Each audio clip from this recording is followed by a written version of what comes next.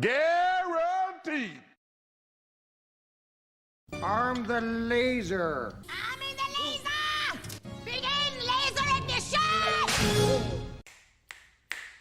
Deuce and Mo, Deuce and Mo, Deuce and Mo. They tell you what they know. Deuce and Mo, Deuce and Mo, Deuce and Mo. The podcast that you know. Deuce and Mo. Deuce and Mo, Deuce and Mo, Deuce and Mo. They tell you what they know. Do it for Deuce and Mo, Deuce and Mo. Hey, do it for Deuce and Mo. When it comes to the Kings, it's my favorite show. Do it for Deuce and Mo, Deuce and Mo. Hey, do it for Deuce and Mo. When it comes to the Kings, big hopes and dreams as we cover our kings. Never cover the kingdom, but we loving our kings. And we covered your prayers as we doing our thing. Big Deuce with the par, Lil Mo on the screen. Solo or together, still do it for team. Never switch up for $1 or revenue stream. So we always got each other, balance out the beam. Deuce and Mo, and that's the end of the theme song. Do it for Deuce and Mo, Deuce and Mo. Hey. Do it for Deuce and Mo. When it comes to the Kings, that's my favorite show. Do it for Deuce and Mo. Oh, how Deuce does and it Mo. feel? You put a $150 on the Nets. You won 7 Deuce. Oh, feels so good, man. Hey, Morgan. Hi! I'm rooting for Thank y'all. you. Oh my God, Blow out the thanks. Kings, who have won 7-9. What do you feel about them? Okay. Now. Deuce, I'm out. I just imagine we're in front of 17,000 Kings fans. I heard a little light the beam chant tonight, Morgan. I did too. Little light the beam. Light the beam. I think some people were confused and it's like, yet to know. Oh, no. Yet It's to going to know. catch on fast. Oh, yeah, It's going to yeah. catch on Yeah, fast. yeah. How are we doing tonight on YouTube and Twitch? The Kings after an 0-4 start. It's the same old Kings, 0-4. What is that voice? That's my voice some people are making after 0-4, and I get it. The Kings have been bad for a long time. But here they are. Yeah. It looks a little different right now. Oh, yeah. All of a sudden, Morgan, they've won 7 of 9. They were 0-4. They are 7-6 after laying an absolute smackdown on some team that should just go back to Jersey. They don't belong in Brooklyn. Damn. How you doing tonight? Oh, come on. We already know this answer. I just want to start the podcast because I want to talk about everything. Okay, I'm trying to set up Twitter Spaces real fast so we can get to people. Okay, too. fine. You So set up Twitter Spaces and And I have to give my shout outs to people watching. give this your live. shout outs to people watching. So many of you here. Thank you so much for being here. Holy shit. What a fun night. In so many different ways. Not only do we get to be excited here tonight, but we have so many things to break down. So many good things. So many good basketball things to break down. Let's give some love to everyone watching us live. And I didn't think we were going to get to this point where we might have to start slowing down the chat. It's getting a little crazy in here. It's time for a little pre-show roll call. Shout out to Dean. Off Night 4 is in the house. Shout out to Trevor for donating $5. Tall Chinese guy in there with $5 saying fire the laser. Kenneth donates 100 YouTube memberships. We're just getting started. How about J-Rock in the building? How about Stewart donating $10? Love you guys. That was beautiful. Appreciate that. Let's get to the other people in the chat. Shout out to Cameron. DJ Freshy KG. Is that what it said? That's okay. Just Fresh go KJ. with confidence. G, Yeah. I don't know. Kylan Management, the Y2K show.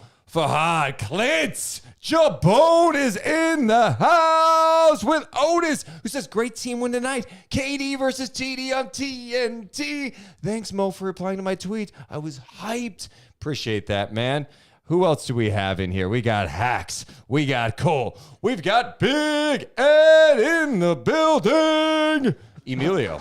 JY, Will. Oh, there's so many. Sam, Be Well, Sergio. Appreciate some new faces in the building, too. Logan, Steven, Joe, Ralph, Danny. We keep it rolling. Shout out to everyone here, including Ray and Jackson. We're getting a little too crazy in here. Oh, it's Jason. Jaskin. J-A-S. Jaskin. No, that's Jaskin. Oh, is it Jaskin? It's Jaskin for sure. Jaskin. Yeah, J-A-S. Do you think it's Jason or Jaskin? Well, it looks like Jason with a C-E-N, but Okay. it's probably Jaskin then. They donate $2. Let's Appreciate effing the go love. light the beam. Shout out to Ray. Love you both. Can't wait to meet y'all in person. What's up, CJ? Okay. Appreciate you guys being here. Shout out to people on Twitch, including Peg Junk for resubscribing. We got Stoop in there. We got Kessie from Australia. Let's stop wasting time. We appreciate you guys being here. Thank you, Let's guys. get started. Do some Mo. Coming down. 3, 2, 1. Hit my music. Deuce and Mo. Deuce and Mo. Deuce and Mo. They tell you what they know. Deuce and Mo. Deuce and Mo. Deuce and Mo. The podcast that you know. Welcome into the Deuce and Mo podcast. Recording this on a Tuesday night after the Sacramento Kings got G1C rocking tonight. They not only take care of business, they absolutely smash the Brooklyn Nets. 1 point shy of a franchise record tonight. They scored 153 points, not in 7 overtimes, not in 1 overtime, in regulation tonight. And all of a sudden, the Kings, who were 0-4, have won 7 of 9. They've won 4 in a row. And Morgan, Reagan, the Sacramento Kings are 1 game over 500 after a 153-121 win over the Brooklyn Nets. Oh, yeah. Morgan, Reagan, how are you? I don't even know how to feel. It feels so good. And I know there could be other NBA people in here being like, Kings fans get this excited after a win like this? Oh, hell yeah, we do. After 16 shitty years, you would too. And it's not only that, though. It's not only scoring 153 points. It's, again, putting some good games together consistently for this team. This is a good basketball team, baby. Oh, she just said it. She just said it. You just dropped a good basketball team? Hell yeah, I did. Come on. In all fairness, it's hard to really acknowledge the win if you haven't given the proper instructions regarding the beam. You got it. Fire the laser! The laser's been fired. Light the beam. The beam team gets a win. One, I love that nickname. Morgan, I mean. Oh, God. Oh. If the Kings truly are a good team this year, and I know they're a good team right now. Believe your eyes, man. If they're a good team this year, do you understand how ruthless Kings fans are going to be? Because even tonight, it's like TNT. It was more about the Nets and Kyrie and KD than it was about, hey, what's happening in Sacramento right now? Let's just start with the star of the night at Golden One Center. The crowd was amazing tonight.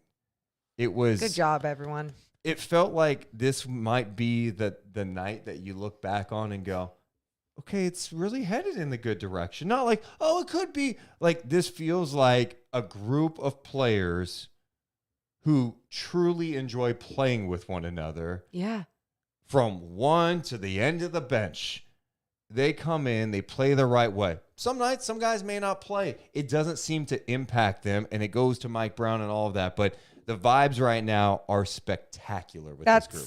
That's absolutely correct. And it's not just like, hey, the vibes are good because winning's happening. They started this season 0-4 and kept vibes going upward, not downward. They kept up with the positivity. They kept understanding what they could accomplish as a team if they kept buying in, kept staying disciplined. There's nights that guys aren't having their best nights. There's guys that nights aren't even playing. And tonight on national television, every damn person on that Kings roster got in that game and deserved to get in that game and get some national TV time. Every player scored except Dellavedova, but Delly did have 4 assists when he got into the game. Hell yeah, he did. How about that, Delly? He's not looking to score. He's dropping dimes. No.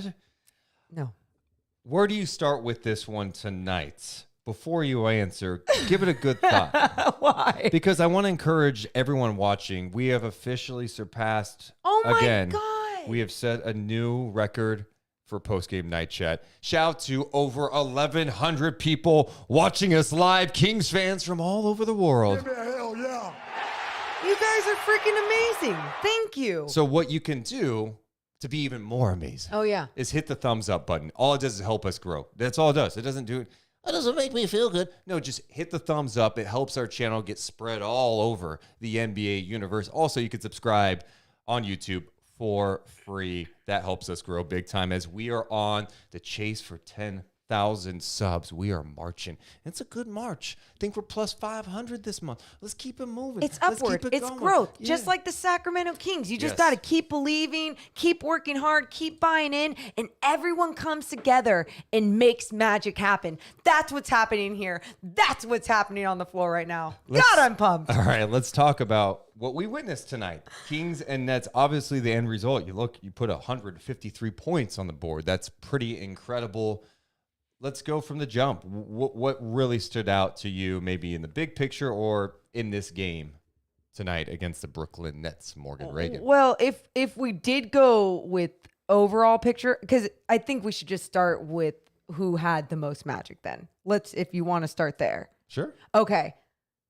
Terence Davis, the epitome of staying ready. And that's not easy to do. You saw in that first quarter, he didn't even play. Comes in the second quarter, has 10 points in 11 minutes. And right there, you're like, okay, he's doing something. Dogs are hyped and running too, so you'll see some doors flying open. Right there, you see he's doing something off the bench, staying ready after seeing some games with not even playing. Then Keegan Murray, we'll talk about more about what's going on with him, but he goes out. So Terence Davis also starts that second half. And he starts that second half, and he starts it strong. He's hitting shots, you guys. He's making some big steals and big moments. And I say big moments because it's not like they were, about to necessarily lose the lead. But he kept the momentum rolling, and he didn't stop. He didn't let off the gas pedal. Terence Davis was huge in this game. He came in that second quarter, like you mentioned. And you could talk about the scoring, which was fantastic, but it was his energy and activity. I think Davis has done a great job rebounding, but it was also deflections. I mean, I wrote down in my notes, second quarter, TD, good energy, forces a turnover after a Fox missed layup, and then forces a jump ball. It was just that activity right away. We're not even talking about a scoring play, right? Fox misses a layup after a turnover. He wished he had a head back. TD gets a backcourt steal. Awesome, right? And then you had the play where the net, he came from behind and was able to force a jump ball on the Brooklyn Nets. It was great hustle. But then he's got a steal and then a three. Then he goes off the dribble, scores, ooh and on in the crowd at Golden One Center. Next play in the backcourt. He stays aggressive, steals it, and dunks it. Dude. It's a lift. The crowd's back engaged. All of a sudden, the Kings are making a big-time run. Remember, this game was tied at 40-40 in the second quarter, and the Kings went, let's go ahead and go on, a 24-2 run. It was 16-0 at one point, and that was such a pivotal point of the game for Sacramento. It was. And you talk about that point and everything that Terence Davis was doing in those aggressive moments. He was also making smart basketball plays. There was a time when he had an open three and instead saw he had a lane and just went and took it for the two. Those little moments, those disciplined moments from a guy like Terence Davis, who sometimes we've seen in the past get streaky, chuck it up, gets excited to be out there. And instead, he stayed composed and did exactly what his team needed from him off the bench tonight. It was just an incredible, magical performance from Terence Davis on national television. Terence Davis, the second player in Kings history to come off the bench with 25-plus points, 6 triples, and 7-plus rebounds. Who's the other guy? Mark Spears did not put that out. I should have looked that up ahead of time. Damn. But Terence Davis ends up come back in the game, hitting a late three. 31 points on 12 of 16, 7 of 10 from 3. He had 9 rebounds, 4 assists, and 3 steals. Amazing. We had a TD game on TNT. He played 26 minutes off the bench, and it was significant. And you brought up the third quarter, and you're exactly right. Keegan Murray goes down. There's not a lot of details on how severe the back thing is. Sure. They're going to evaluate him tomorrow to get a better idea of it. But it was bad enough for him not to come back in the game. So the Kings did start Terence Davis in the second half. Second half, he gets it going right away. He stayed hot, hit a three, put the Kings up 86-63 at the 8:56 mark. Yeah, they had 86 points at the 8:56 mark.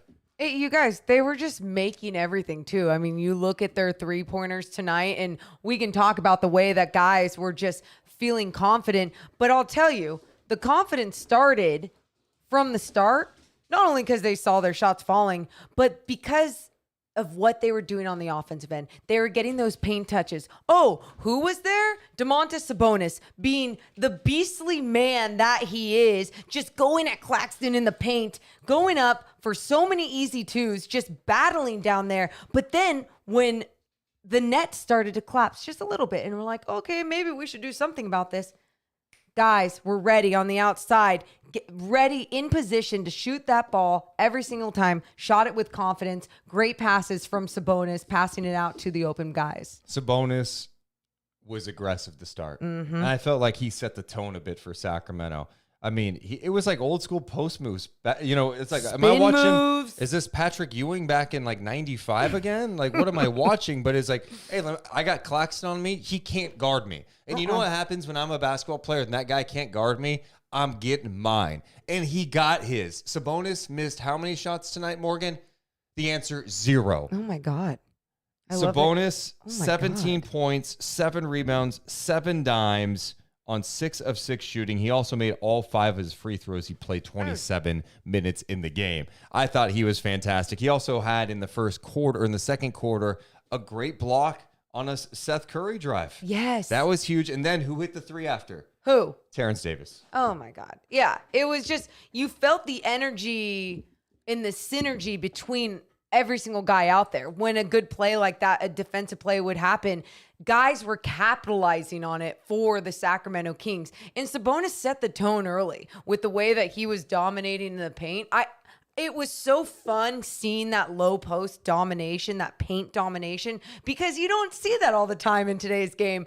But when the Nets were starting to adjust and Sabonis, picked up a few more fouls, they were also hitting their outside shots, but they stayed committed, getting those paint touches, driving it in, passing the ball around.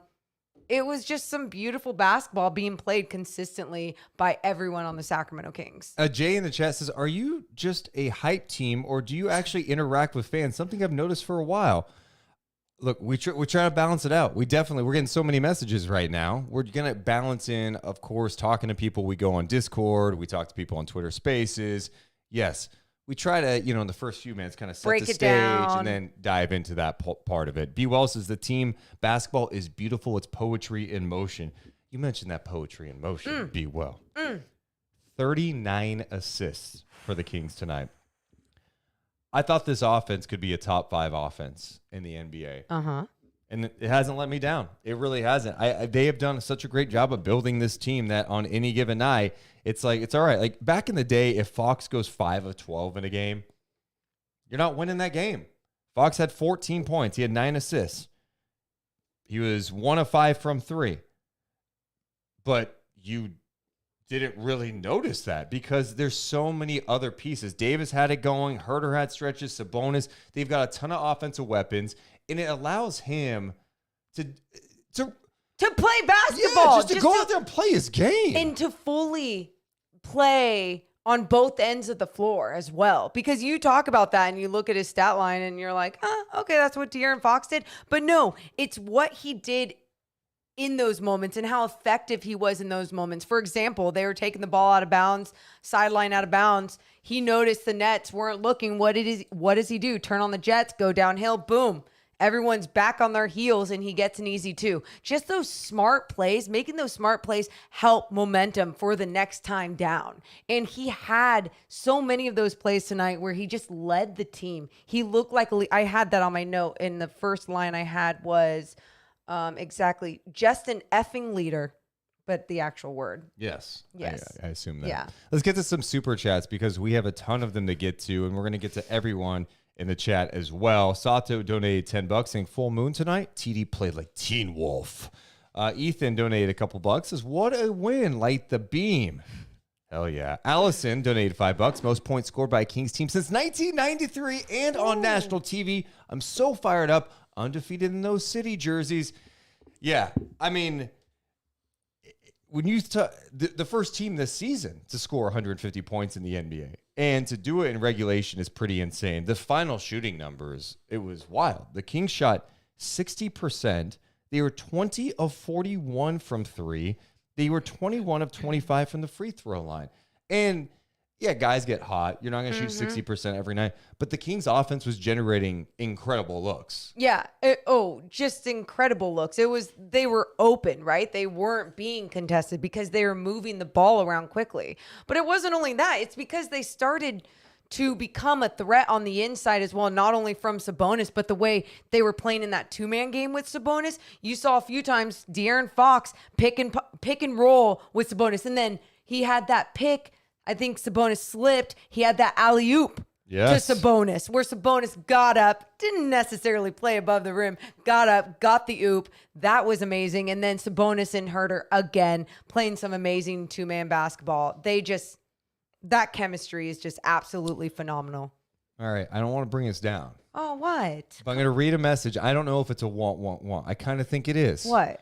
Arcos Ghost says, let's see how they respond to this blow-up and great shooting night. In the past, they would blow the next game. Don't give it a womp. You know what? I'm going to read it how I read it. Can I read it how I read it? Okay. This is how he said it. Okay. Or she said it. let's see how they respond to this blowout with great shooting night. In the past, they would have blown the next game. That's how I read it. And that's Is that fine. more on me or Arco's ghost? Well, can I be honest? It is a womp womp womp after a game like this because you're allowed to be excited when you're seeing good basketball consistently. And that, like, I understand that completely. If that was the team last year and you had a blowout like this, sure, you could say that shit, right? But right now, what you're seeing from this team is actual good basketball, good, competent, competitive basketball on the floor consistently. So they showed already when they were 0-4, when the adversity hit, what they were doing different and started to grow. Then third quarters were looking awful, and they're starting to show a difference in their third quarters. They go into this third quarter, I was like, Deuce, I text you. I didn't want to text anybody anything about, oh man, the Kings look good. I didn't want to jinx anything. I was so weirded out by how good they were playing, how well they were playing, but then they just came out strong again. The third quarter was outrageous because let's not lose sight of the fact that the Kings scored 36 in the first, 37 in the second. Whew. I mean, that's a lot of points. Whew. So in the third quarter, you are wondering how they're going to come out, especially when the Nets just got beat up a little bit, punked on national TV. Okay, how are they going to respond? Also, we can't lose sight that it's not like this was like, hey, the Nets are coming off a big win. They've been on it. They just lost to the Lakers the other night. So they come into town, you would think a little thirsty to bounce back. Kings come out, like you said, in the third quarter, and it was outrageous. I mean, I'm trying to think of some of my favorite moments. You had the Sabonis Huerter two-man game that was just Basketball porn, baby. Then my favorite moment, I think, happened at the 5:01 mark. What was that? KD was doing a lot of chirping. He was talking a lot. He was talking to Huerter. He was talking to TD. He was talking to Kings assistant Jordy Fernandez at one point. I mean, it was nonstop.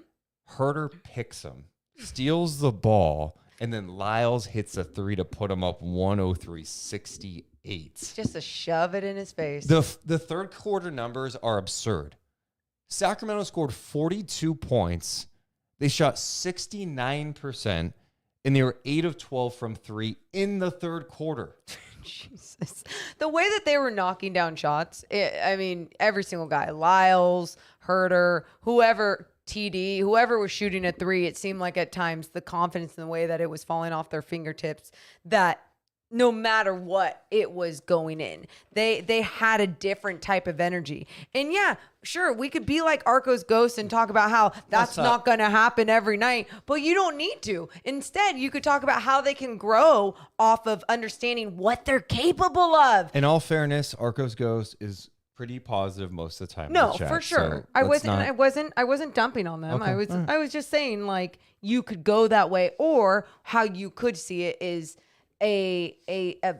this pivotal point in the season this early to be like, wow, we are capable of really good basketball. And I understand there's going to be nights those shots aren't always dropping, but look at all the other things that were going on. Also, great job on the boards tonight, holding the Nets to 3 offensive boards. I mean, just really crashing the boards, making sure they didn't have those second chance opportunities. They had 1 second chance point, the Nets. The Kings had 11. Sacramento in the paint, 66 points in the paint for Sacramento in this game. Damn.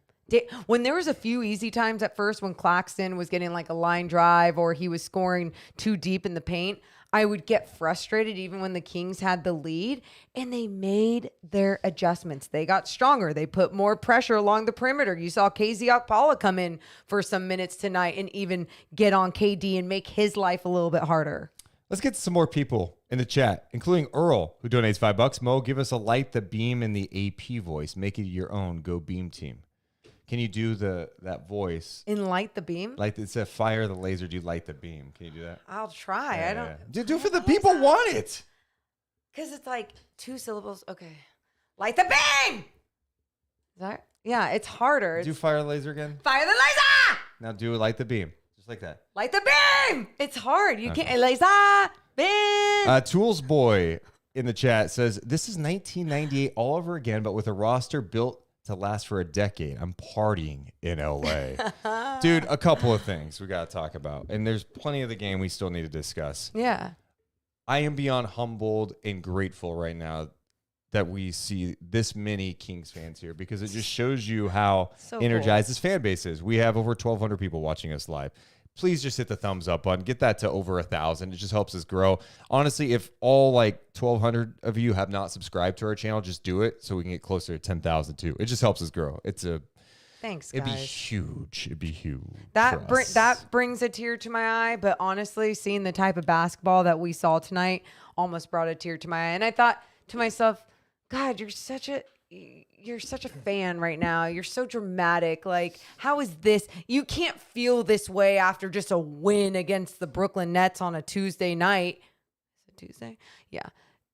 But it wasn't because of the win. I was feeling so many emotions because I've been waiting for this type of basketball to be played in Sacramento for so long. And I know we gave Mike Brown so much credit the other night, and we don't need to, do that every single night. But truly, you hear him in the post game as well talk about this team, their resilience, what they're capable of, but then also be able to look at this game and be like, yeah, I can still break down 100 things that we could have done better. It's not a joke when he says that. And I understand what he's saying. It's only because he has high standards and he truly understands basketball at such a different level.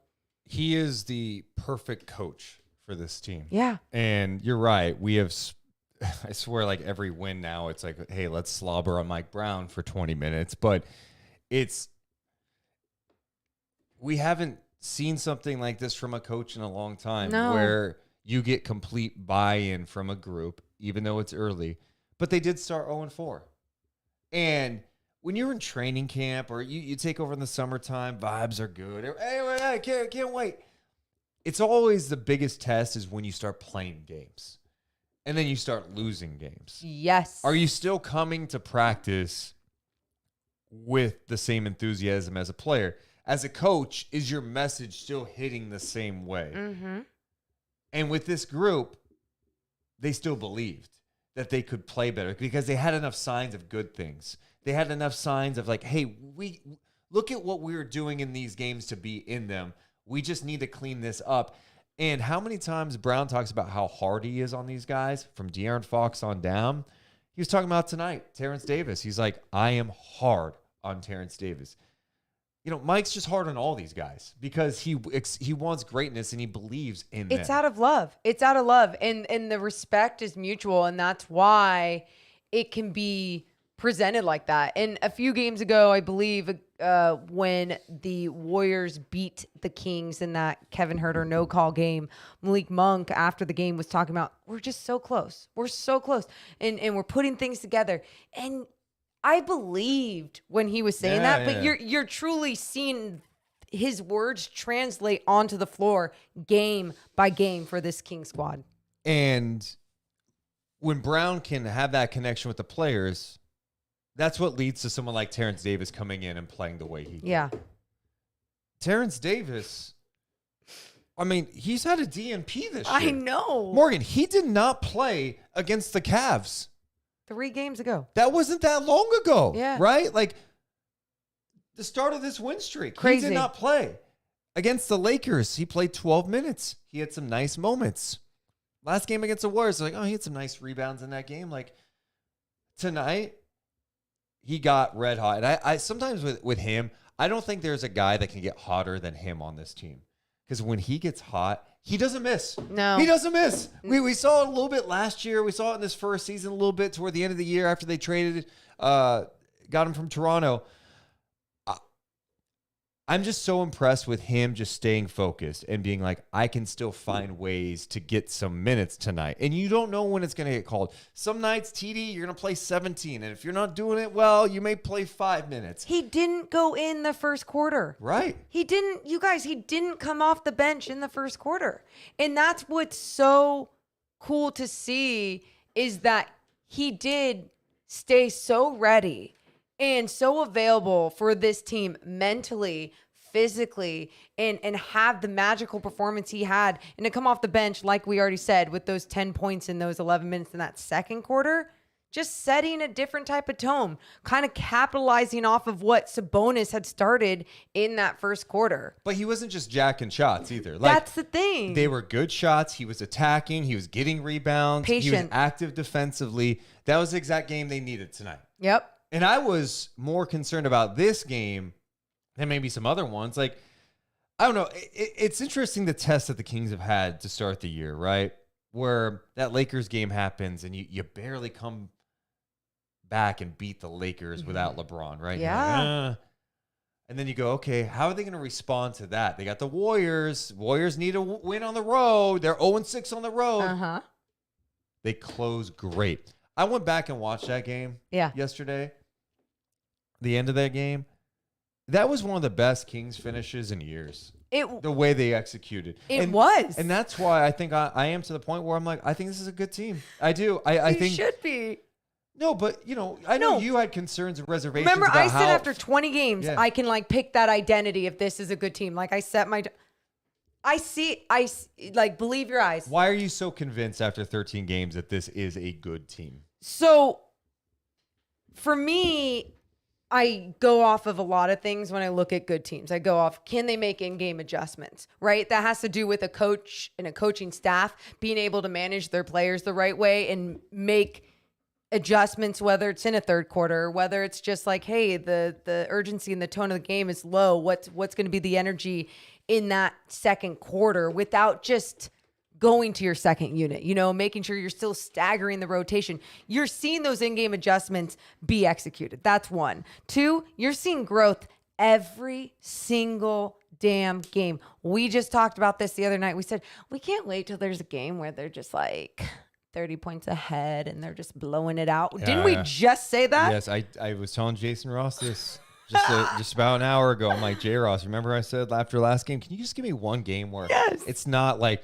I'm pacing, down to the wire, stressed out, anxious at the end? And tonight was this night. And then the other thing I said, and I said this on NBC Sports the other night on a postgame show, I forget which win it was.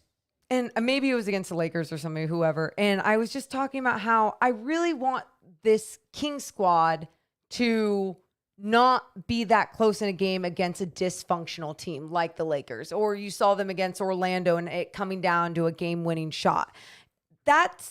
It came down to so many different last-minute shots. And then we were talking about the officiating and Tyler Hero's travel and the no call, Klay Thompson fouling Kevin Huerter. And instead, finally, against a team with Kevin Durant on the squad, we get to talk about this game already done at the end of the third. KD had 27 in the game on 8 of 15 shooting. He was 11 for 11 from the line. He's been averaging, I think, right around 30 points a game this year. He's been outstanding. That's been the problem with the Nets, right? It's all KD at this point and not much from anyone else. I mean, Ben Simmons is on this team. I know he was able to score 11 tonight, but also this guy used to be an all-star level player, all coming defensive team. Yeah. So I actually thought they did a decent job at KD at times. They tried to make life challenging for him. And I know he got by HB a few times early on, but I liked how they were aggressive throwing double teams at him. Sabonis was coming over. And at the best moments, and how that works is if you're going to commit Sabonis to coming out on him and throwing his big-ass body in front of Durant, everyone's got to be on a string. And I thought they did a good job of that. I mean, Brown shouted that out after the game a little bit about Huerter. Things that don't show up on the box. Or we're even talking about Kevin Huerter yet. Huerter is just such a smart player. The guy just knows how to play. Yeah, we could talk about the shot making, but God, he is so much better than I think people give the guy credit for. Yeah, no, it's true. And you talk about just him being a high IQ player, right? And the way that he manages that two-man game with Sabonis. We used to think, not used to, but last year when Sabonis came to the squad, it was you already saw this instant command from Sabonis for guys to move without the basketball. Guys didn't know how to move without the basketball the right way. So then you saw this year, they got to work on it in training camp. And then now you're seeing game by game growth. And you're seeing that two-man game with those two. And it's really both of them executing at a high level. It's not just the command from Sabonis. And really quick too, Deuce, because you talked about the defense and it really was everyone on a string. Kevin Durant had 18 points in that first half. Yeah. Nobody else had double digit scoring in that first half by the Nets. That's what you wanted to see. You're like, hey, this guy's going to kill us. But if we can stop everybody else, we're going to be okay. And that's exactly what was happening because guys like Kevin Huerter, even Harrison Barnes in the beginning of the game, I know he had 3 quick fouls, but he was trying to be tough on KD. He was in there. He still contributed his points as well. He had 16. HB had a couple of threes tonight, I 2 of 4. know. I keep saying this about him. Yes, he's going to struggle trying to defend some of these guys. Breaking news, a lot of guys struggle defending Kevin Durant. But if HB can come in there, rebound well, play some good team defense, hit an open shot on occasion, if he's got a good look, take an aggressive drive to the basket, get to the free throw line, this is 16 points. You'll take that from HB. You'll take that from him every night. That's a solid game. I feel like he's starting to get into a better rhythm, too. This Kings offense just looks great. I mean, I saw Will Z put out a stat today going into tonight about the Sabonis Huerter 2-man game, which is just nasty. Yeah. It is insane what Huerter is shooting on 3-point attempts coming from Sabonis. I'm going to bring this up right here. This is from Will Z on Twitter. Kevin Huerter is shooting 21 of 26. That is 80% on 3-point attempts on passes from Sabonis. 80.8% from 3 on passes from Domantas Sabonis. Their 2-man game is crazy. I asked Mike Brown about that before the game, and he was just saying that Kevin didn't get enough credit for what type of player he was. So many people look at his shooting like I had just mentioned, but he says, this guy, we always talk about Sabonis coming from a basketball family. Yeah. Kevin Huerter comes from a basketball family. Both of his siblings right now play college ball. Like they are obsessed with the game. They love the game. He said when I was watching stuff on tape when he was with the Hawks, you could see some of the passing and the decision making. Yes. Maybe some subtle things that don't always show up on the box score that can help teams win. And you're seeing that and more in Sacramento because he's getting more opportunities to show his skill set. Yeah, you're seeing the way that he confidently plays in that 2-man game with Sabonis. So his footwork and everything is just basically muscle memory at that point. I'm not going to compare it, so don't say I'm comparing this, but you see how Steph and Draymond play in that 2-man game at times where Draymond, again, is just passing the ball to a spot, understanding that Steph's going to get to that spot because that's where Steph wants to get. You're seeing a low level of that type of play. They've played 13 games together. That's what I'm saying. High IQ players making shit happen early. And that's how it rolls, Deuce. I have so many people in the chat. You guys are going to make me cry tonight, to be honest. Oh, why? Well, one, I've just had this urge to randomly cry. No, I have, like, many times. Like, this morning, I'm, like, working at the gym. I'm like, I just need to cry. Oh. It's ever since my grandma died. They're just going through some stuff. But in all seriousness, it's so funny. I'm just seeing, like, a Lakers fan goes, I'm rooting for you guys to make the playoffs. A Miami fan says, I watch you guys every time you win. And I'm like, oh, that's awesome. I just saw someone else, a Pistons fan here, giving the Kings some love. So it's cool to see the NBA universe here together. No, but I appreciate everyone being here. And it's, in all seriousness, this has helped me a lot. In this time. Yeah, and it's not even because in some ways it is a distraction. Yeah. It's just nice to talk to other people, and even though if I'm not talking to you directly, I'm reading the messages coming in, I'm hanging out with you, I'm talking to people on Discord and Twitter Spaces, and it's like, just a weird time. I've never felt this way in my life, and it's unsettling a little bit, but at the same time, I'm trying to understand things and get through it. But anyway, the whole point is this community is helping. You guys think we're your therapy. Really, I know, little do you know you're our therapy. So thank you. Thank you for the genuine distraction for my partner here. Yeah, it's been much needed.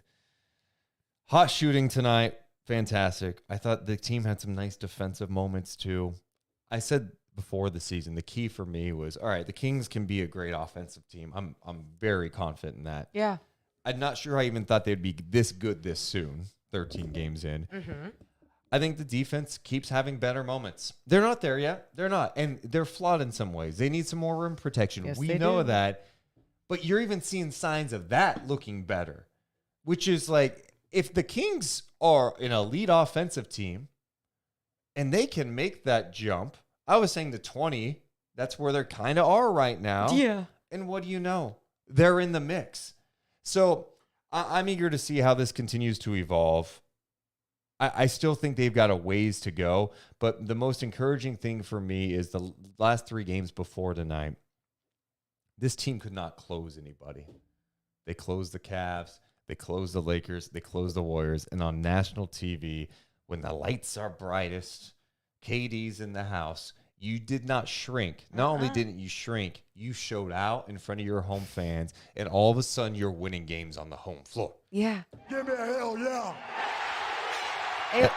It was. And with that, I'm drinking a Oh. little Cali Craft Brewing Company beer. Oh, Give me a hell okay. yeah. It was, like Deuce said, it's how they closed out, though. It like not a single win has felt fluky.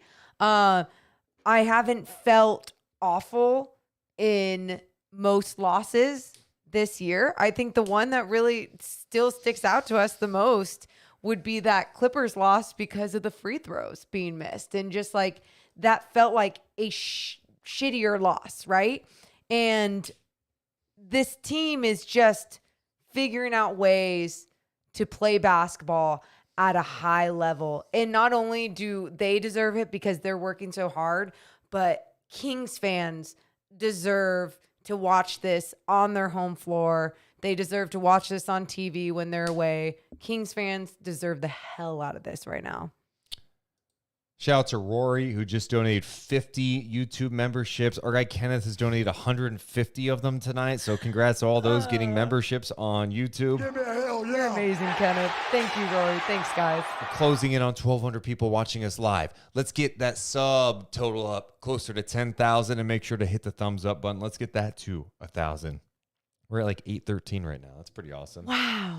Wow. What else jumped out to you in this win tonight? Any moments, any players, anything that you would want to address? You know, I just wanted to, I guess a few, because I just like kind of put them together. Trey Lyles hitting some big shots, and then KZ Okpala, I know he didn't add offensively, but I was watching him on the defensive end when KD was still playing. He made his life hard. He disrupted his game, and it just was so fun to see him add in the role that he's in. And that's going to most likely be his role going forward, right? Maybe not seeing much time at all off the bench, but when he does, he's going to make someone's life hell. And that's what he did. He was a starter at the beginning of the season. Yep. Now not playing, gets called upon late, plays 12 minutes. Rashawn Holmes ends up in the game. One of my favorite things about Rashawn coming into this game, and what a challenging year it's been for him. First play, Malik Monk is setting him up. Mm-hmm. That's a great point. Because Malik, again, you talk about vibes with this team, and by the way, people are going to catch up to this. Just wait a few weeks. If the Kings are still doing this, then people are going to start noticing this. But you guys who have been here since the beginning, you guys who have been here during the lean years, you guys here on night chats when they've lost 9 in a row twice, you guys know what we're talking about because you're watching the games. Malik Monk's energy, like that was intentional. Facts. This is a guy in Facts. Rashawn Holmes who was the starter at the beginning of last year. Mm-hmm. He goes from starting to not playing. I was talking to a member of the coaching staff yesterday, and I was asking about Rashawn. They told me what's great about him is he has not changed a bit. That's He's so like, cool. he is super professional. He's a great teammate, and he's going out there working hard. He's not sulking. He's not being an asshole teammate. That happens sometimes, and I get it. You're going to be frustrated if you're not playing. He hasn't changed. He comes in tonight, Malik Monk, first thing he does, sets up Rashawn Holmes for a jam. And how about Rashawn in the corner launching the 3-pointer? It just and that brought me so much joy, right? But I think that's a great angle you point out about Malik Monk, because that's who he is, that spark. And I know he didn't find much of what he was going to contribute until toward the end of the game. You can call it garbage time, but that wasn't, because you know how hard it is to still make sure that everything is right when you're up by that much. There's challenges that you face when you're up by that much to keep that same mentality, to keep the pedal down. Yeah. Like it's not easy for teams and for egos around the NBA, but you saw what Malik Monk brought with that spark. Delly obviously being a pro, and then Rashawn Holmes getting his too. Every guy on this squad getting some NBA minutes tonight. Cole in the chat says tonight was a turning point for this franchise. Wow. Is that an overstatement, Morgan? I think the turning point for this franchise is just Mike Brown being hired here. Yeah, And I've said that. I said that to Deuce weeks ago, and I said, he's the answer to all our problems. And it's like, holy shit, I think he really is. Like that statement stays true. So yeah, there's going to be a few different turning points, but seeing this on national TV, it's funny. We were talking to some of the national media people there, and they're like, hey, local media sure asks a lot of questions about being on TNT. Like, this is the playoffs. And it's so true, because in Sacramento, we have not seen this around almost ever. And that's why I laughed at it too. Like, yeah, why are there so many questions about TNT? But there's some sort of sense of pride that I feel tonight that the Kings demolished the F out of the Nets tonight on national television. It felt so good. I think we need to talk to people too. We got people lining up. We're going to get to some more messages. Shout out to a new member, DZ Cardenas. Appreciate you becoming a YouTube member. You are the best. Appreciate everyone being here live in the chat. See my guy Ace in here. We got Brian, Yellow Kid, Be Well, Allison still here, John. Appreciate you guys so much. John says, a lot of y'all are too young to remember that, but the mood and energy this team has is like the 99 Kings when we first got J. Will, C. Webb, and Vlade. Yeah, and, you know, I was talking to someone today in the NBA who was like, when was the last time the Kings were above 500? I'm like, well, 18-19 season, they were at 500, like in the March, right? Yeah. I do feel like that felt a little different. You had a young team that was like, is it going to keep it up? But it was super exciting. It was super fun to watch. Sure. No doubt about it. It surprised everyone. I think when you watch this squad, you go, wait, Fox is playing like a guy. Sabonis is playing like a guy. And they've got complementary pieces all around. They're fun to watch. The energy's great. I mean, little things, and they mean something. The whole Band-Aid thing, it's a cool thing. It's the cutest thing in the world. It's an organic thing. Malik Monk's wearing a Band-Aid because he's got a cut and he keeps scratching. It opens up so he doesn't want to show it, so he puts a Band-Aid over it. So what happens? De'Aaron's wife brings Band-Aids and starts handing them to fans. Then all of a sudden, people are wearing Band-Aids to games tonight. Then you got this beam. When we first noticed it, the Kings didn't announce there was some beam. Nope. There was some beam shot. I was like, what's up with this purple beam by Golden One? What the hell's going on? And now it's a thing where at the end of a game, a player is hitting a button, the Kings win, the laser beam gets fired, and people are outside Golden One Center taking pictures. It's just good vibes. People it's are great. embracing it. Beam team, baby. Beam team. And a great nickname. Kevin Huerter with the nickname of the century. Beam team? Oh my God. Shout out to Russian Cream EJ, who became a member as well. We're going to kick things off tonight. We'll continue talking. Me and Morgan have more thoughts on this game, but we do want to mix in some people, including a 16-year-old basketball expert. I call him a future GM. He just got his driver's license. I'm sure he's going to be driving down the Golden One Center to see that purple beam being shot up. His name is Pernille. What's up, Pernille? Really? A great setup. Like, Was that great Can setup. we talk about the great, And he's great setup? Yeah, what the? Pernille. Pernille, you're better than this. He better have like Wi-Fi problems. I put him over like Paul Heyman's putting over one of his guys. I don't even know. Like, that was one of the worst things I could have ever Let's try happened. again on. Hey, Pernille, you there? Are you kidding me? Are you kidding me? He could be studying for a test right now. That's what he's usually doing. Let the kid do good in school, huh? What about a guy we've never talked to? Oh, or maybe we have. Is this RJ? Hello. RJ, what is up? Hey, how's it going, guys? How you doing? Dude, we're feeling fantastic. Yeah? Give us your thoughts on what you saw tonight, man. Well, I want to start by saying that currently, right now, we are the best California team right now. Is that confirmed? Do we have an actual look at we are currently number 8. And where are the Clippers? I think we're number 9. We're looking at the standings right now. That's crazy. Wait, so the Kings are second in the Pacific Division. How crazy is that? How about that stat for you? Whew. That's a good one, RJ. Yeah. I think one thing that stand out to me was that the commentators actually acknowledged about the Warriors and the Miami, fluff that we had. They actually acknowledged that those are potential games that we could have won. I was surprised that outside media would acknowledge that. Well, good. They did their homework. Good credit to Stan Van Gundy, who, by the way, longtime Kings fans will remember that Stan Van Gundy was in Sacramento getting ready to become the Kings head coach. Yeah.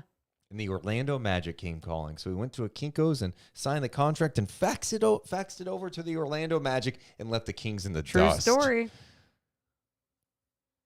Yeah, I didn't get I tried to watch the game. I was at work trying to watch the game, but I watched the highlights. Man, it was super loud in there. Oh, it was great, man. It was just a great energy. I mean, with the highlights, did you see anything that really stood out to you? Everyone was just playing team ball. Everyone was sharing the ball. Everyone got touches. Terence Davis, man, he just went off. TD, man, he was fun. He was great. RJ, I appreciate you checking in, man. Oh, by the way, I was the guy that made the beam logo for you guys on Twitter. Oh, hell yeah, dude. Good job, man. I appreciate you doing that. Yeah, for sure. Big fan. Thank RJ, you for having me. You're the Thanks, man. RJ. There's RJ checking in. RJ. Super sweet. We'll try Pernille again. Pernille, do you go to sleep, man? I don't think he's there. He's like one of my favorite people. He's one of my favorite people, and he's Not not here. now. I'm going to leave him in there, just see if he pops Smart.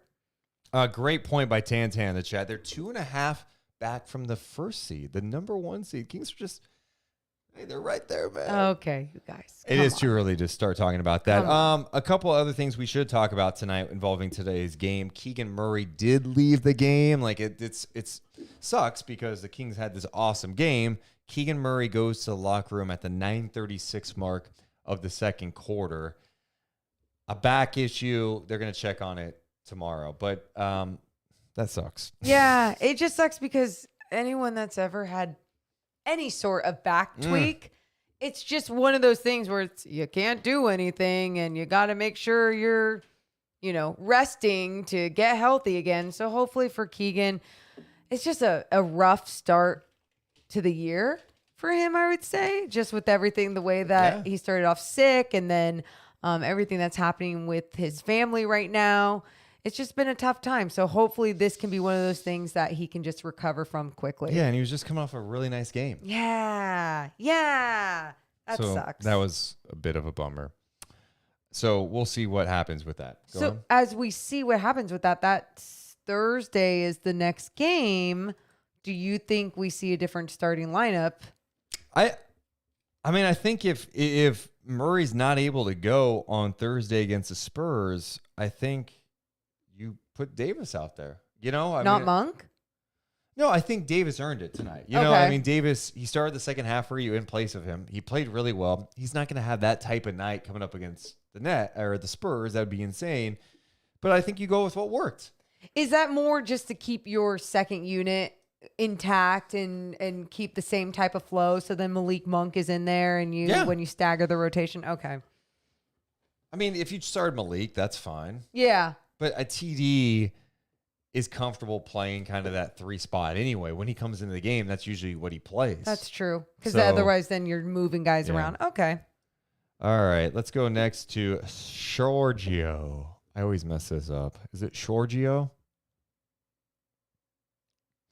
Giorgio. Bum, bum, bum. Bump, bump, bump. Come on, guys. You Be guys on get- your game man, you tonight. guys get- Like, we have Kings on their game. Let's go to Bong. What's up, Bong? What is up, guys? Hi. Can you believe this? Can you believe that this really happened? We won on TNT. They showed the beam on Inside the NBA. I can't believe it. I'm dreaming. Yeah, man. It's fun. It's fun to just see that type of energy. And it was like I was talking to someone before the game about it. I'm like, this is the perfect time for TNT to be here. Like, it's not where It really is. We're in past years, they come and the Kings are still like a losing team, and it's like, well, they're 10 games below 500. Maybe they have a good effort. Yeah. But it's like vibes are really good right now. They're a 500 team. They're coming off some nice wins. Their guy, De'Aaron Fox, is playing well. And for them to show out in this fashion, I know the story for most is more about, the Nets, what's happening with them? The drama. But, in Sacramento, at least, it's like, no, like, let's see how the Kings respond in a game like this. How are they going to handle Kevin Durant? They did some nice things. What are they going to do as a team? Are they going to keep I was worried about a bit of a letdown tonight, but they didn't do it at all. They went the whole way through in this one. One more thing, Bung, is, we talk about the drama and how appealing that can be at times as a storyline, but I also believe the want for a team that has not seen success in so long, like that angle, that storyline, the underdogs coming up and showing some magic. I feel like that can really inspire so many people as well. So it was nice that was kind of more of the story tonight. Yeah, so I actually ended up on Worldwide Wob's show earlier too, and he compared us to Utah Jazz fans. And he's like, why are the Jazz fans like so prickly all the time? It's like, because we just want any kind of attention. He was like a Jazz friend of his. It's like the moment we get any kind of national attention, we just like do whatever we can to get more of it, even if that's like say something nasty and like whatever. But we don't need to be like that. Like the Kings fans, it's just like, oh my God, are you kidding me? We're on national TV. Like any bit of this, like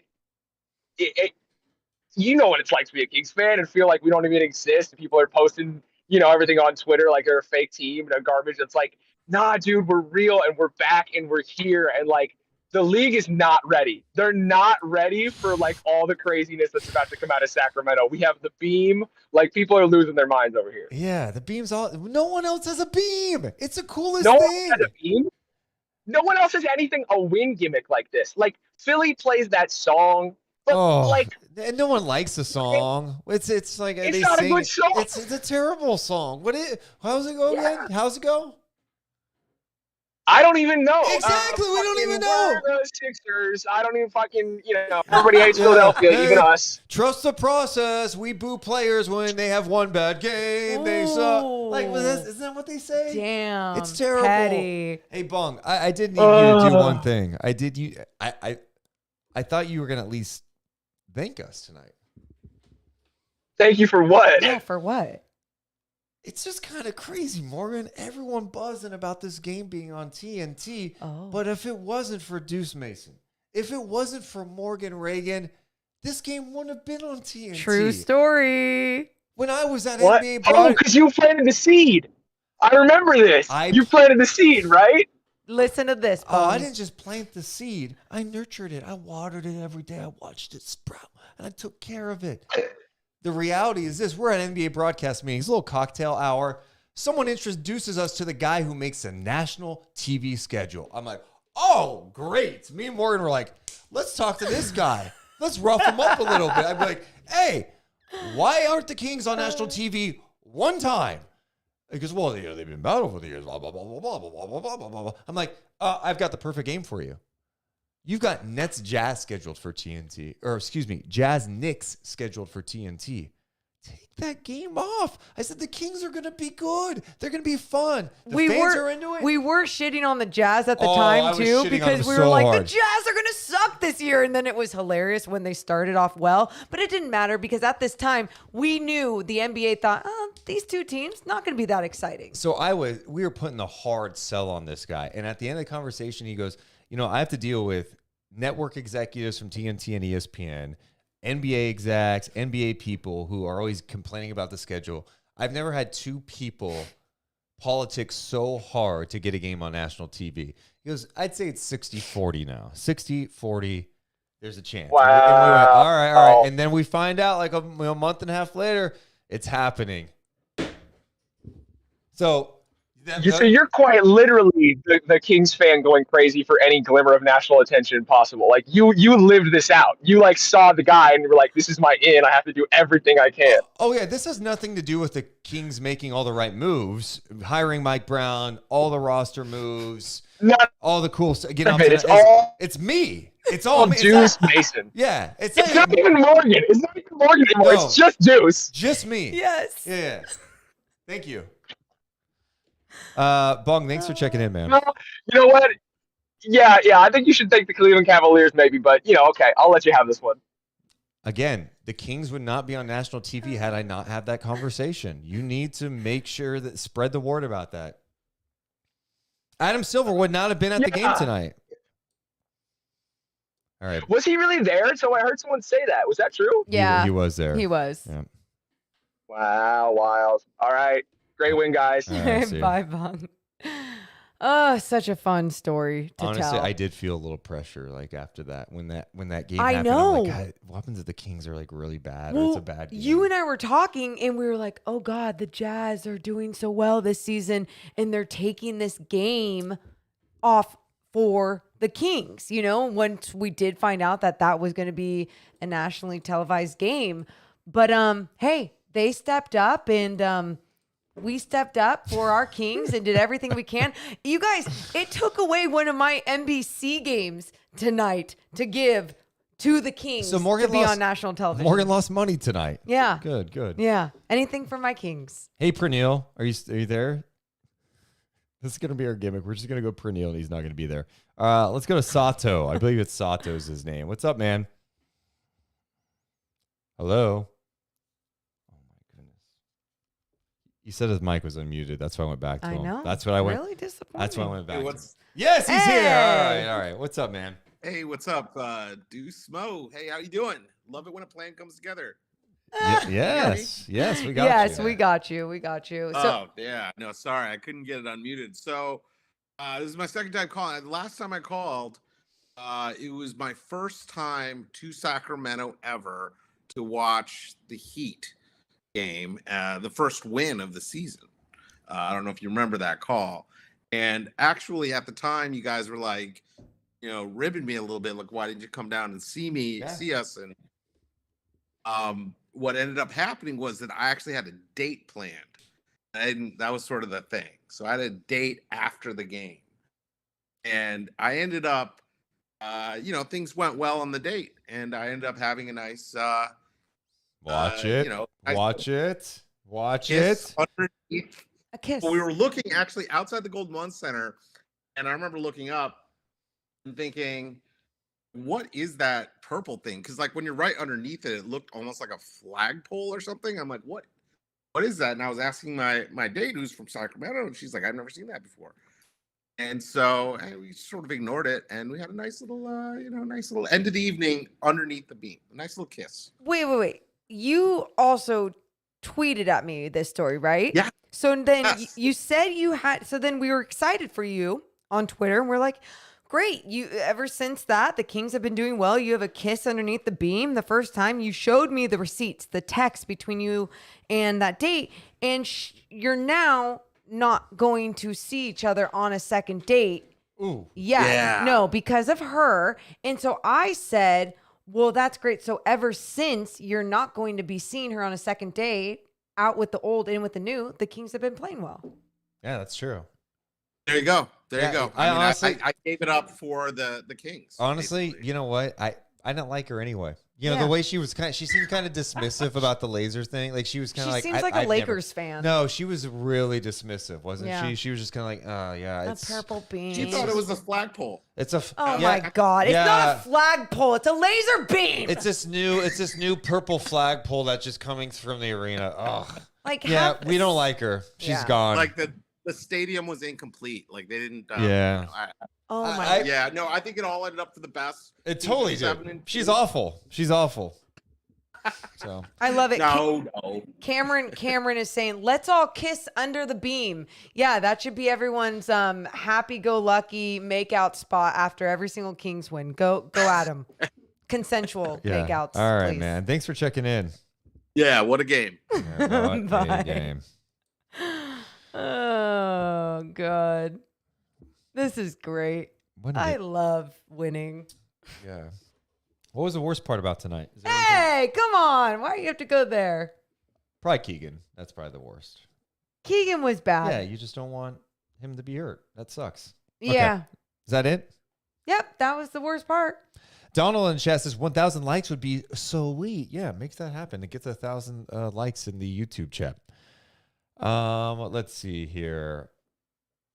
What's up, Ron? Hey, coming back at you from the Bay Area. How you guys doing? Shout out Bay Area Ron. What's going on, dude? I just wanted to say it's a great win. It's really good to finally see a blowout for once on our side. Great time.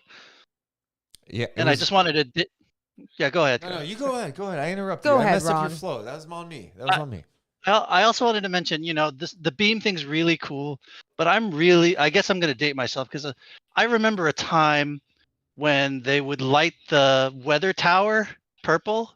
Do you remember these days? The News 10 weather tower? You missed Yeah, those they days? used to. No, I'm not saying I miss it, but it just reminds me of those days. I used to. Okay. When I was in Sacramento going to school over there, whenever we'd get a win, I'd see that purple light over there, and it just reminds me of those times, and it's good to see something like that again, and also really good. And still weird for me to hear Shaq giving praise to the Kings. How much blood I still have with that guy. So what can you say? Hey, how does the laser beam make you feel? It makes me feel well. It gives me nostalgic feelings because I can see where everyone looks up at the sky and you'll say, "Well, oh hey, the Kings won." Like maybe somebody who is driving back from work or working late or something is just going to see this beam in the air and go, "Well, hey, the Kings played today and they won." So that's just good. That's good PR. And you can make fun of it all you want, but I think it's just really cool. It's a community thing, and like I said, I think it just reminds me of those days too, because I remember when that weather tower was a thing, and I used to look up at that and go, oh yeah, the Kings played tonight and they won. So awesome. There you go. That's cute. Ron really liked that tower. All right, Ronnie. We'll talk to you soon, all right? All right, later, man. Bye, Ron. Good old Ron. That's so sweet.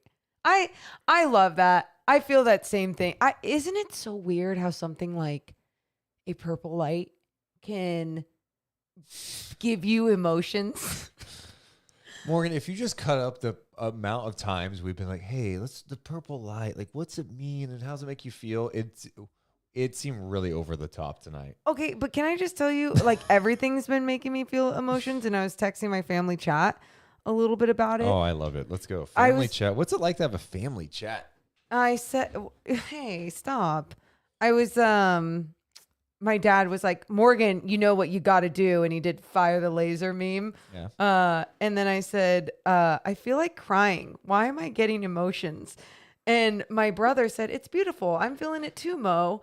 And I just said, I'm like, what the F is happening to me? We just really deserve this type of basketball in Sacramento. And I just love basketball so much. And I'm so lucky to have a family of basketball fans. Like, what is wrong with me? Are you laughing or almost crying? I don't right know. now? I think it's both. I feel so lucky to have like a family full of like basketball junkies and lovers. And it's just like, winning a game like that, there's just a lot of emotion. God, I swear to God, Morgan, if this team ends up like 7-14, people are going to be clipping this up and be like, oh my God, I remember Morgan was like in tears. No, because you're enjoying the moment. I appreciate it's that. just enjoying the moment. Enjoy the moment. That's all. You should. I do think that's one connection right now that the fans are having with this team. And I think because of the style in which they're playing offensively, it is fun. They hit threes. They pass the ball a ton. It's not just one guy. Sabonis just makes a lot of things happen, but it's not just him. Everyone has really been disciplined and on a string offensively where they're like, yeah, we're moving this thing. It's rare. It is very rare this season where you go, hey, the ball's sticking. People go to like musical concerts because I say musical concerts, but you get what I'm saying. They go to concerts to see and they feel a whole bunch of different things. They're entertained, they're happy, they feel joy, they feel things. I used to feel that way with Kings basketball, and we're starting to see that can happen again on our own floor in our city, and it's just exciting. Is that dramatic? It is. It totally is. Yellow Kid Breaks is like, you guys are one game over 500. Stop crying and getting emotional. Jesus. No. This is why people make fun of the Kings fans. No, you know what it is, honestly? I think, in all honesty, man, I think for a lot of fans right now, it's just being able to get to a point in a season where you're encouraged by something so much, where it's like, oh, it's not just like a hot shooting stretch. It feels like they're playing the right way, and guys really are buying into Mike Brown. He seems like he's got a great staff. It just seems like, oh, this could be the group that leads Sacramento to a spot they haven't been to in 16 years. So, yeah, I do think Kings fans probably get a little more excited, and they get a little more down than other fan bases because it's been a roller coaster ride. It's not just like, hey, it's a season. It's like, no, this is an experience. You know, the Kings have been in Sacramento for 37 years. They've been here 37 years, and they've had 8 winning seasons. That's not a lot. They've been in Sacramento 37 years. They made the playoffs 10 times in 37 years. So when you put that in perspective, you get why Kings fans in a moment, 13 games in the season, feel like, oh my God, this is amazing. It's because they appreciate the moments like this, where it feels right, it looks right, and it's like, well, maybe that hope is here, that this could be the team to turn it around. Jesse said on the chat, let's all joy cry together under the light beam. I love it. Yes. Or laser beam, whatever. Yes. We also got a super chat from Tay Smith. What do you both think about Terence Davis having more minutes going forward, or is this an anomaly performance? Well, I mean, I don't think TD is going to have a game, on a regular basis where he's scoring 31 points in 26 minutes.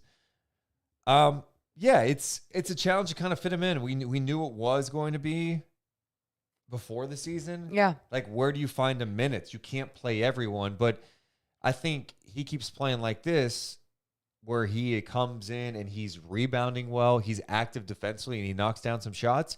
You're going to have to find 20 minutes for him. You guys, look at someone like Chimezie Metu tonight. That's someone who we've seen have such positive sparks these last couple of games. And then tonight, didn't blow anyone away, but that's okay because there was another guy having a magical performance. And I feel like that's what good teams in this league can do. They can have those nights where some guys are a little bit more quiet, but they're still contributing. They're not bringing the team down. And that's why for someone like Terence Davis, it's all about staying ready because his role is exactly what we're starting to see it be. I hope he doesn't have too many games where he's not playing at all. But at the same time, there's going to be someone else that might be going off that is hot because they're actually having depth with this squad. Speaking of the depth, Jay Scott in the chat says, was anyone accounting for how freaking deep we would be this season? Like, we have a squad. Yeah, I think as the season goes on, you start to see a little more consistency from the depth, right? Early on, it was like, man, who's playing well? We're still figuring out roles. Like, don't forget the Memphis game. Chima Moneki was playing for them at one point. He's playing in Stockton right now, right? And he was just trying different things to see how it worked. Rashawn was playing. KZ was starting. Now they have found, like, okay, this is who we know we're playing Davion. We know we're going to play Malik. We know we're going to play Metu right now. And Lyles, if he's giving us something, we'll probably play him. Lyles didn't have a great first stint. Then he comes in, knocks down some shots, plays a little longer. He's had his moments, I did note this too. What I loved, let's see when it was. I just want to double check here. Third quarter. Fox played. I'm messing this up now. That's okay. There was a moment where he took Fox out. Yeah, no, it was the second quarter. That's when it was. So the Kings, it was 40-40. Oh, yeah. At the 8:55 mark, the lineup was Mitchell, Monk, Davis, Huerter, Sabonis. Then they went with Mitchell, Davis, Huerter, Barnes, Sabonis at the 6:30 mark when it was 48-40. He let that lineup go until the minute 31 mark. Usually he would put Fox in by then, and I keep track of when he does substitutions for all the games, and I'm just double checking here. Yes, Fox would usually come back in way earlier, but because that group was functioning together, because that group had something get together, Mitchell was Trusted out there, the flow. Davis, they're playing well, they're extending the lead, they're on a big run. He's not going to go, hey, Fox, you're our guy, get back in there. He's like, no, let this group cook. Play free. Play free. And then he got Fox back in there at the end of the half for the final minute 31. Yeah, I appreciate his rotations and the way that he's building the identity around it now has been very encouraging. I think just like Deuce was saying in the beginning of this season, when it was just a mixed bag, you didn't know what you were going to get. But at the same time, he as a coach was still trying to learn what he was going to get from guys and how he should go about things. And even some of the best coaches, Eric Spoelstra was doing that early on with his Miami Heat roster, and he's still trying to figure out. I think he's figured out a little bit more in Miami as well. So you just see these coaches try things to figure out what works best, but it's great when they can figure it out before even 20 games. We talked about the shooting from Davis tonight. He was 12 of 16, 7 of 10 from 3. Monk was 6 of 9 shooting, 15 points. He also had 6 assists. His playmaking this year has been outstanding. Huerter was 7 of 10, 5 of 7 from 3. It's crazy that we're 13 games in and he's still shooting this well from 3. Yeah.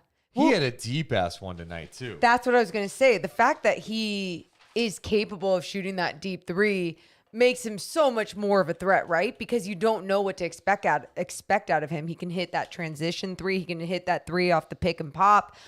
He can spot up and also hit that open 3. And that's something over the years in Kingsland, you were seeing guys miss so many open 3s that there was never a true threat around the arc. Right? I mean, what? He's after tonight.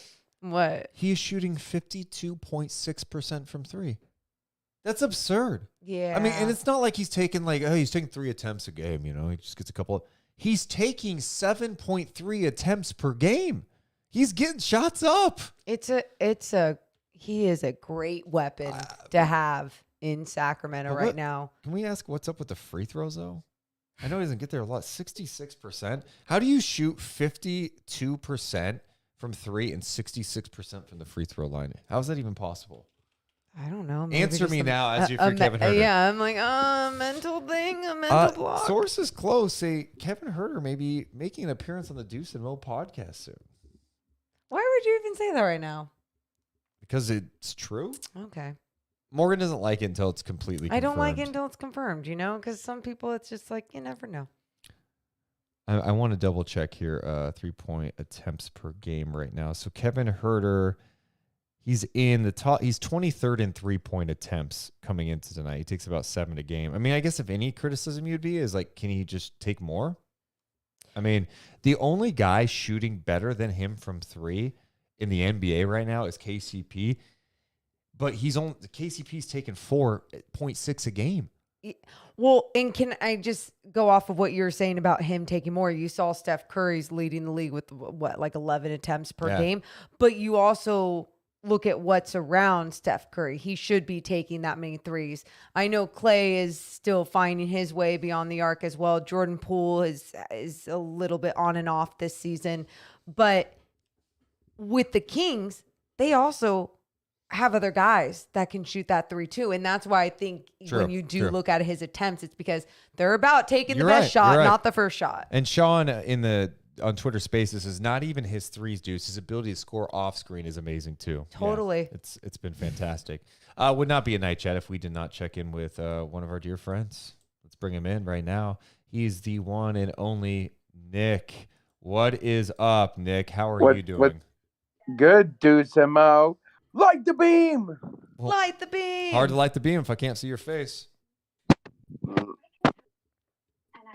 Oh, here he comes. Yeah, There he Nick. is. Show There that he beautiful is. mug of yours. Oops, I'm showing the wrong score. Hold on. What's up, man? What's up, man? Light the laser. Light the beam. Light the beam. That's what we say. Light the beam. And then say, fire the laser. Fire the laser. And why not? Why not win tonight? Why not win? What did you like Hey. about the game, Nick? It was very good. And I got to come out and I asked Deuce and Mo for a picture today. Oh, yeah. Yeah, you did. And just to be clear, you got one last game from me too. Huh? Yeah, and you said, "Oh, hey, 3 strikes, you're ejected." That's what you told him? That's not what I said. What'd I you gave say? him one technical. Oh. And I said, if you get another one, that security guard's taking you out. You know, here's the thing about Nick. And I know this may shock some people watching us right now. Nick is the type of person, you'll be in a serious, deep conversation with someone. Like really like a great conversation. Yeah. All you hear is, Deuce! Deuce! Deuce! And I turn around, what? Can I get a picture? Can I get a picture? Is that what you do, Nick? Yes. And then you do this too, Nick. Why not win the game tonight? Why not? And then you scream it over and over. Yeah, it doesn't sound like this. See, yours sound like a shriek. That hurt my ears, Morgan. Okay, This is like, why not? Why not? Yeah. Okay, whatever. Yeah, why? Yeah, why not win tonight? And why not tell Brooklyn? Brooklyn stinks. Oh, Whoa. Shots fired at Brooklyn. Why don't so you don't like Brooklyn? Yeah, you can send Brooklyn home, send them back to Brooklyn. They have to Tell go to them back. They do have to go to Portland for a game next, though. Do they just need to go right back home? Yes. Wow. Dang. And the Spurs did. I believe the Spurs did lose tonight. They did. You're looking ahead to the Spurs coming to town. The Spurs, after a nice start, they've fallen apart for sure. Yeah. Hey, why not beat the Spurs? Yeah. Ooh. We're getting to the point of the year, Nick. We're getting to the point of the year. I'm gonna be honest. Hey, playoffs, maybe playoffs. Oh, what? No, what? Don't let me Nick. finish my sentence. You've had a nice run at home here, right? You've won some games. In all seriousness, you cannot be losing the next 2 games. Like these are like, I know it's NBA teams. I'm not trying to diminish these other teams coming in. I know Sacramento's still kind of an average team at 7-6, but you go play your style of ball. We're talking about a 9-6 team right now. This has to be a 9-6 team. I mean, that's After seeing the type of play these last couple of games and the Yes. way that they're coming out with the wins. Yeah. Yes. Yeah. You and agree- I don't usually come out so strong with something like that, but yes, I feel that way. What's your message to the team, Nick?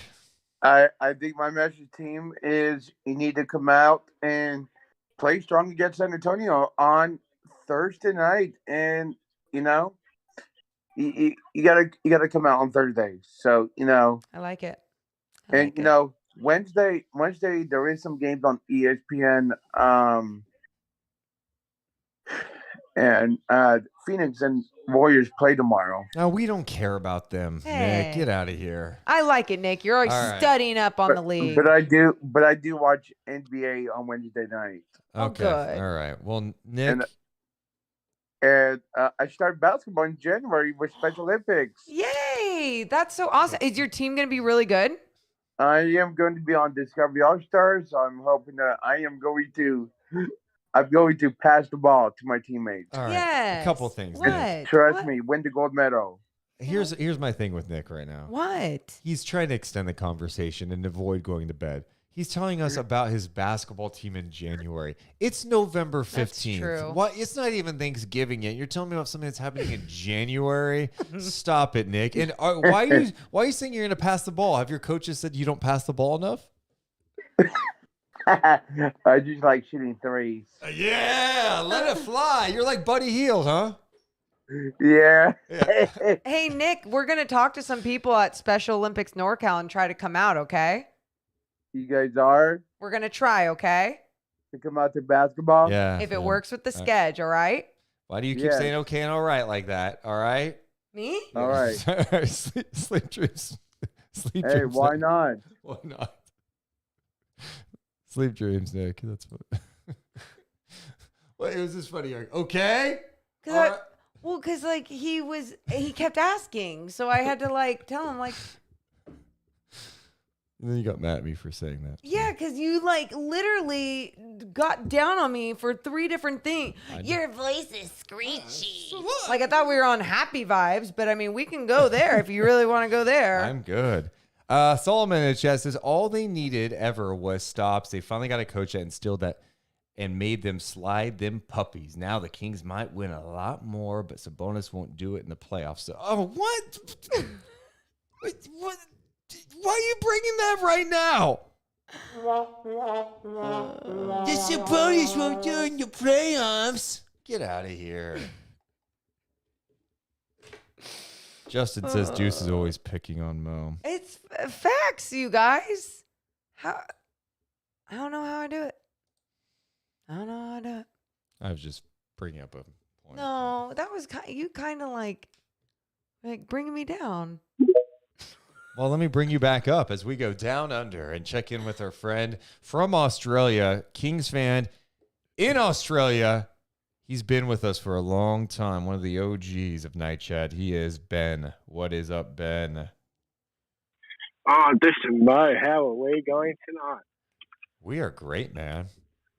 Man, how good is this? I just feel last time I spoke to you guys last year, I remember it was that Minnesota game, and Sabonis, it was his coming out party, and like him arriving in Sacramento, and I think after that, this is our next sort of step that we're taking forward into finally getting back to where this team needs to be. It's awesome, guys. I'm happy for everybody. It's a long time coming, so it's good. I think he hit the nail on the head with Terence Davis coming into the starting lineup. Deuce. I think Mike Brown's just he's got people playing their roles, and he's got a really good thing going. And we've seen Terence Davis last year. He started a bunch of games and he was successful doing it. He plays a lot bigger, so. Yeah, I think Terence Davis over someone like KZ Okpala is definitely the way to go. Now, I want to talk something a little bit crazy with you. You guys ready for it? We're ready. I can't wait. This is going to be some ridiculous trade idea. I can't wait. Here we go. Okay. All right, Deuce. Kevin Durant. What about him? So, Kevin Durant. Yeah. Coming to Sacramento, his legacy's taken an absolute hit. Playing with Steph Curry, what would it be like for him to come to Sacramento to take what the National would like to see as the most poverty franchise? We take down Steph, we take down LeBron. If you're talking about the ideal superstar, the ideal type of player to put with Fox and Sabonis. And the core that we've got going. You don't have to sell me on Kevin Durant, okay? I know Kevin Durant. He's really good. I even if he's older, I still like the guy. You don't have to sell me on that. How the hell are they going to get him? Without breaking down the entire team. Yeah, please. I would love to know this.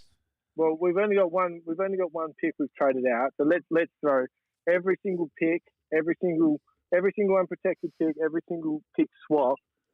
We've got the salary. We got the salary to do it without breaking up the main core of the team. You could package Barnes, Holmes, Len. You need one other small contract which gets you there money wise, and all the picks. Yeah. So Sean Marks, just to be clear, Sean Marks is like, yeah, I'm going to give up Kevin Durant.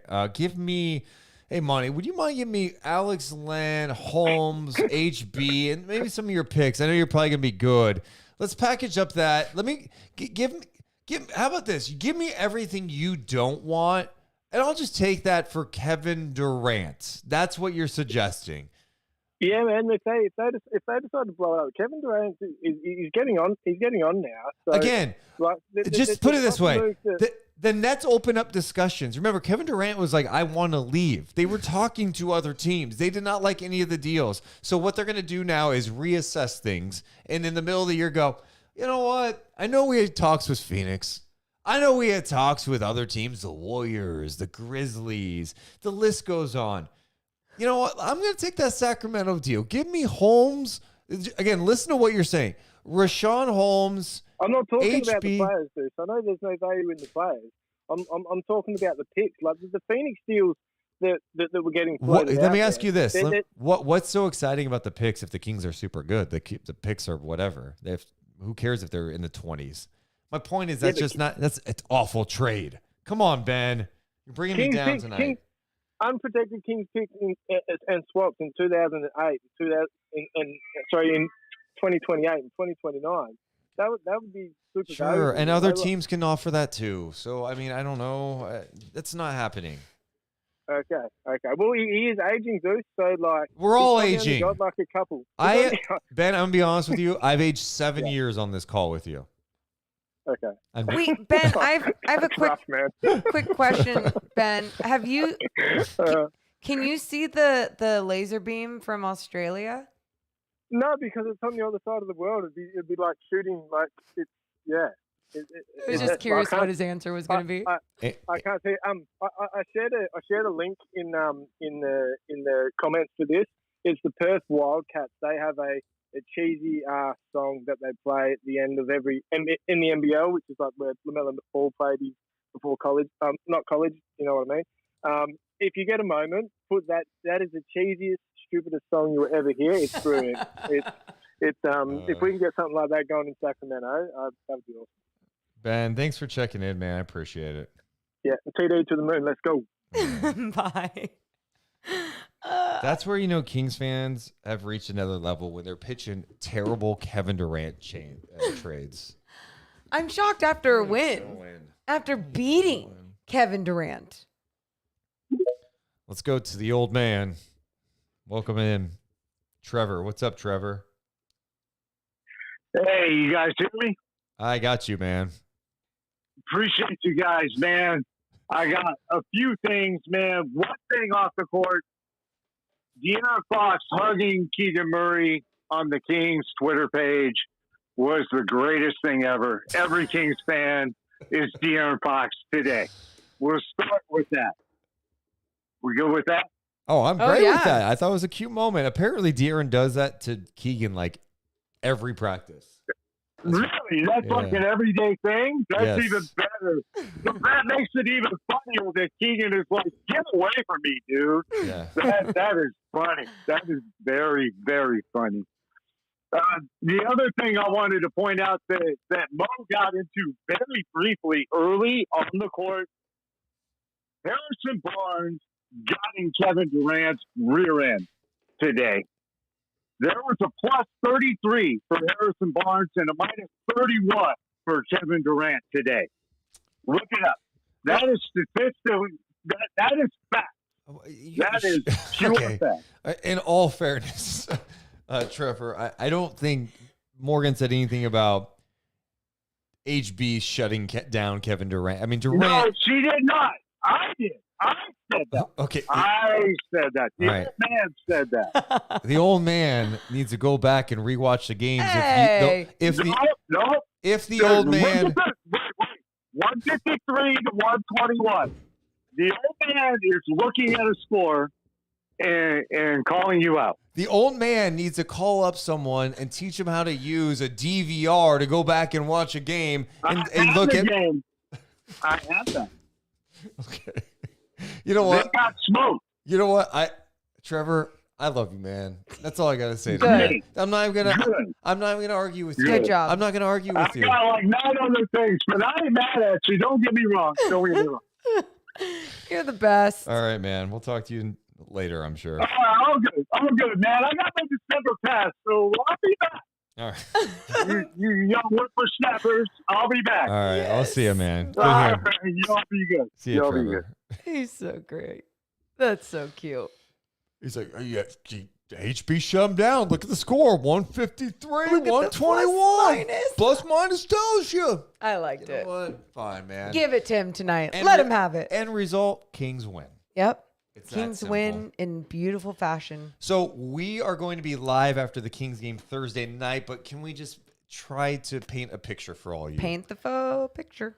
So the Kings play at the same time as the Stockton Kings do in Stockton. Correct.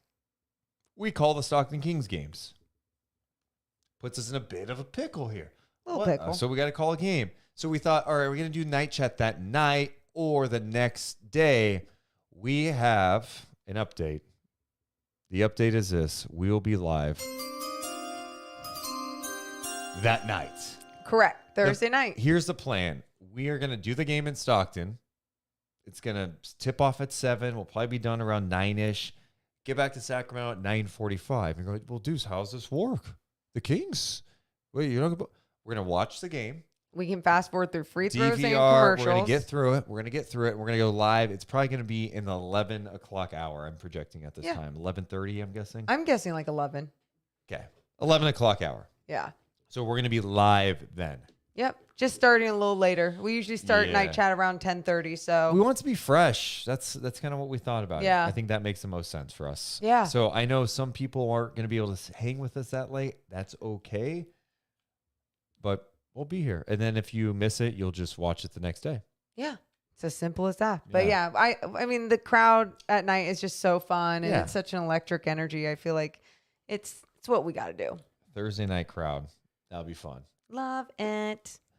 Any other thoughts before we wrap things up on this one tonight? No, I think I say no, and then I say a thought. No, I'm good with it. I think it's kind of what we always say, because we experienced so much bad last year, and we're like, hey, enjoy the good when there is good.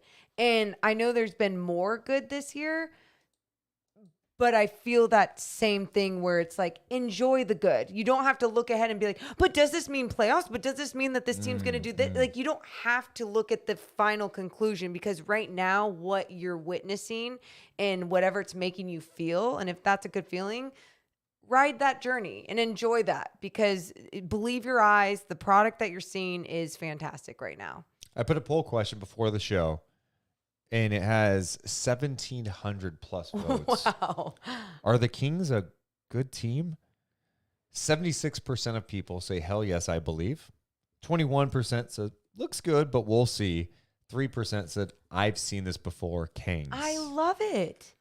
That's good. Well, I think, Kings fans aren't ignorant. They know that things can turn for the worse. And I don't think we should lose sight of the fact that, this team still has flaws defensively. And if the shots aren't falling some nights, they're going to lose games. We can point out a lot of things. I mean, it's kind of like in the beginning of the year when they're 0-4, and when you're in it, you're just like, how are they ever going to win a game? You just feel that hopeless feeling. And then you win a few in a row, and you go, how are they going to lose a game? Well, you lose a game by not coming out focused or missing a ton of shots or just having a bad day. Energy, yeah. Bad days are going to happen. And you're right. Just enjoy the ride. There's going to be some downs this year. There will inevitably be some downs. But all right, how do you get through it? They got through that 0-4 start, which to me says a lot about this team, a lot about Mike Brown. I think this is a good team.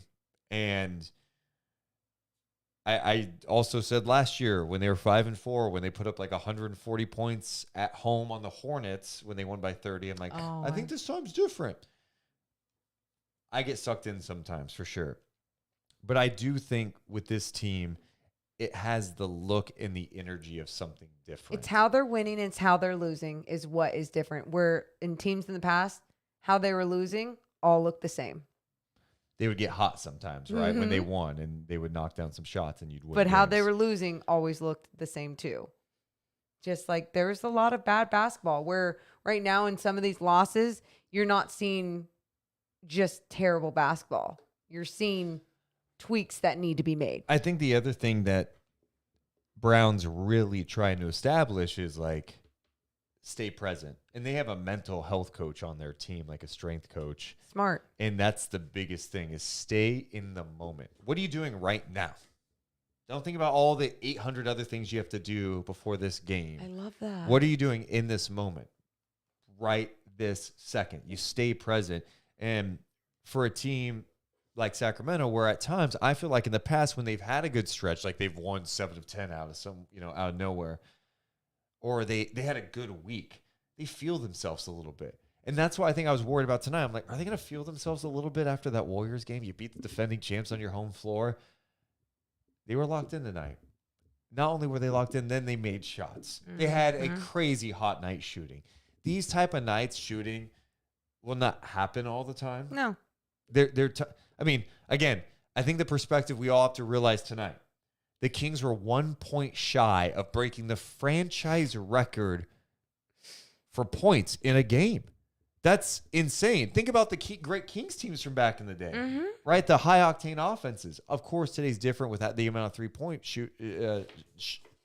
attempts they're taking. They took 41 tonight. But, yeah, I'm really encouraged by where things are headed. And your statement I'm going to remember for a long time, I feel like. It's Mike Brown was the solution to all the Kings' problems. And you look at what has transpired for his career and what he has learned from it, everyone's bought in, dude. And it's crazy. It's crazy to think about how one guy can help foster that type of environment. Yep. And have that belief. And it's from him to his coaches to the front office and all the players. When you can have a Terence Davis come in and do that, you can put Rashawn Holmes into a game tonight and him not be all pissed off because he used to be a starter and he's playing in a 30-point game. He goes out there and he's playing with the energy and the spunk that you like. That's because of good coaching. That's because of a good culture. They're not through yet. They still have a ways to go and work to do. It's headed in the right direction. I truly believe that. And that's what really matters right now in Kingsland. That's what matters. Appreciate you guys hanging out with us tonight. You guys are the absolute best. Another record-setting night. If you haven't, hit the thumbs up on the way out. Subscribe to. Shout out to everyone watching us on YouTube and Twitch, and all those who listen later on Spotify, Apple Podcasts. You guys are amazing. We love you guys so much, but we got to go. You're so badass for being here. Thank you, everyone, for the support. We'll see you Thursday. See ya! Deuce and Mo, Deuce and Mo, Deuce and Mo. They tell you what they know. Deuce and Mo, Deuce and Mo, Deuce and Mo. The podcast that you know.